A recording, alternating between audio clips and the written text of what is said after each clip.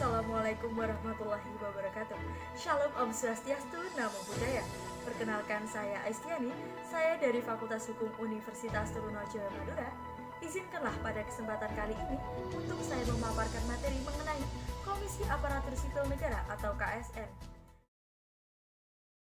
Komisi Aparatur Sipil Negara adalah sebuah lembaga non-struktural yang mandiri dan bebas dari intervensi politik untuk menciptakan pegawai ASN yang profesional dan berkinerja, serta mampu memberikan pelayanan secara adil dan netral, dan juga mampu menjadi perekat dan juga menjadi pemersatu bangsa.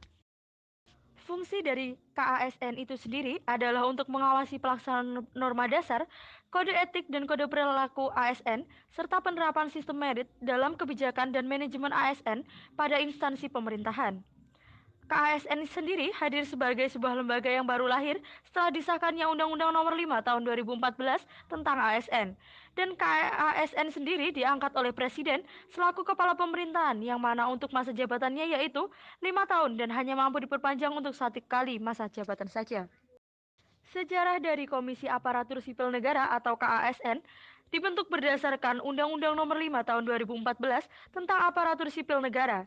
Dalam Undang-Undang Nomor 5 Tahun 2014 yang telah disetujui oleh Rapat Paripurna DPR RI pada tanggal 19 Desember 2013 dan telah disahkan oleh Presiden pada masa Susilo Bambang Yudhoyono dan pada tanggal 15 Januari 2014.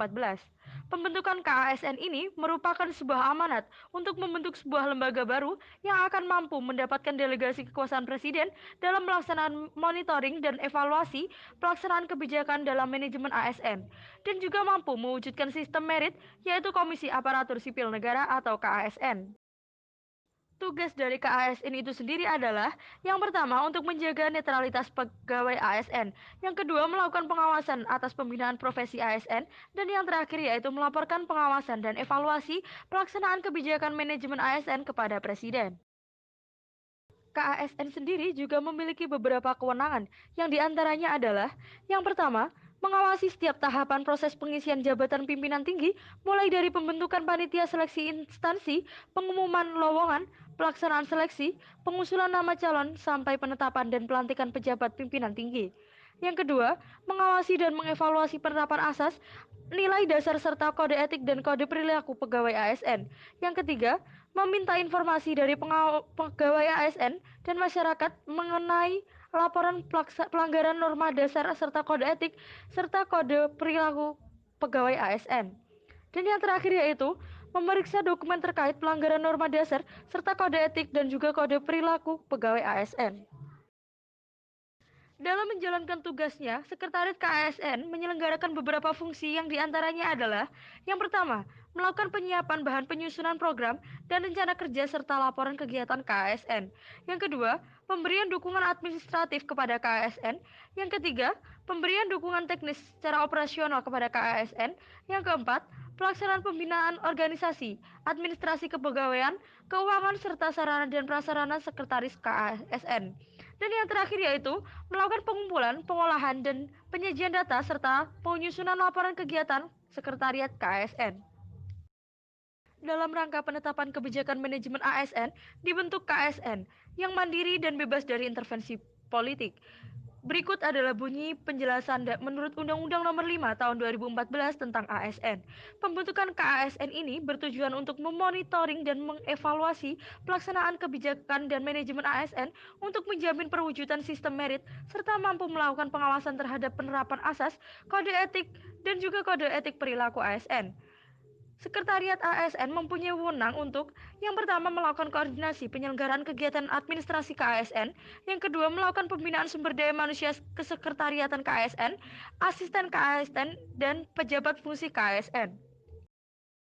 Kedudukan dari Komisi Aparatur Sipil Negara atau KASN sebagaimana telah termaktub dalam Pasal 1, Angka 19 Undang-Undang Nomor 5 Tahun 2014 tentang Aparatur Sipil Negara, bahwasanya kedudukan KASN berada di Ibu Kota Negara, sesuai yang telah diatur dalam Pasal 29 Undang-Undang Nomor 5 Tahun 2014 tentang ASN.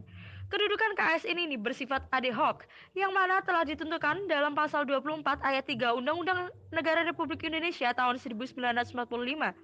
Oleh karena itu, keberadaan lembaga negara dengan ad hoc ini memiliki landasan yang kokoh sehingga mampu menjawab kompleksitas negara modern, yaitu dalam hal perlindungan dan penegakan hukum.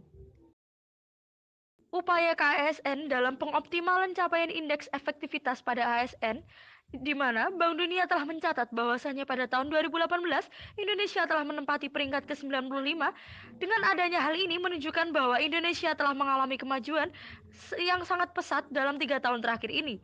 Peningkatan IEP tersebut tentunya tidak terlepas dari peran dan fungsi dari Komisi Aparatur Sipil Negara atau KASN. Sebagai lembaga pengawas pelaksanaan nilai dasar, kode etik, dan kode perilaku ASN, serta netralisasi ASN sebagai pengawal penerapan sistem merit dalam manajemen ASN. Dalam upaya mengoptimalkan capaian IEP, KSN telah melakukan banyak program dan kegiatan pengawasan, yang diantaranya yaitu: pertama, dengan memberikan pengisian jabatan pimpinan tertinggi melalui seleksi terbuka yang berkualitas pada instansi pemerintahan dalam rangka mendapatkan pemimpinan yang berintegritas, profesional, kompeten, dan berkinerja tinggi serta netral dan bebas dari intervensi politik. Dan yang kedua, yaitu penerapan sistem merit dalam manajemen ASN pada instansi pemerintahan menuju terwujudnya manajemen bertalenta nasional. Yang ketiga, pelaksanaan nilai dasar, kode etik, dan juga kode perilaku pegawai ASN secara profesional, berintegritas, dan juga bermoral tinggi.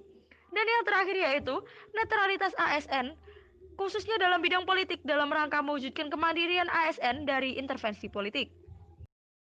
Berikut adalah materi yang dapat saya sampaikan. Semoga bermanfaat dan salam demokrasi menjunjung tinggi aspirasi. Wassalamualaikum warahmatullahi wabarakatuh. Sekian dan terima kasih.